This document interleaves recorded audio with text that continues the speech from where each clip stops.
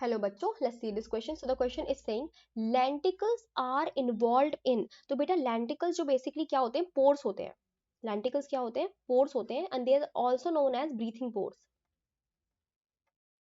Breathing pores, ठीक है. ये कहाँ पाए जाते हैं? These are present on cork layer. Cork layer. तो होता क्या है, जैसे कि हमारा ट्री है, ठीक है, तो इसकी सबसे ऊपर वाली जो लेयर होती है उसको क्या बोलते हैं? कॉर्क बोलते हैं. सबसे ऊपर की तरफ जो पाई जा रही है उसे कॉर्क बोलते हैं.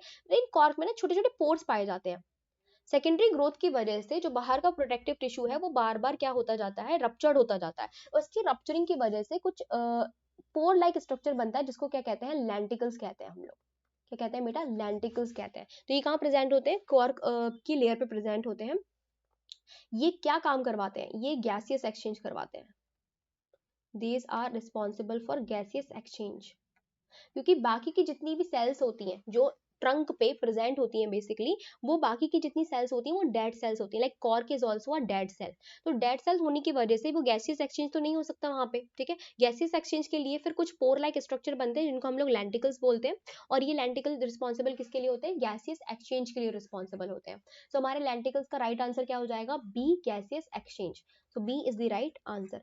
ट्रांसपिरेशन नहीं होगा बेटा. ट्रांसपिरेशन जो है इस किसका काम है? स्टोमेटा का. स्टोमेटा कौन बनाता है? Guard cells. और हमारी लेंटिकल्स बनी हुई होती हैं कॉम्प्लीमेंट्री सेल्स के जरिए, ठीक है. देन फूड ट्रांसपोर्ट नहीं होगा. फूड ट्रांसपोर्ट काम किसका है बेटा? फ्लोएम का. फोटोसिंथेसिस नहीं होगा. फोटोसिंथेसिस काम है मीजोफिल सेल का. Mesophyll cell.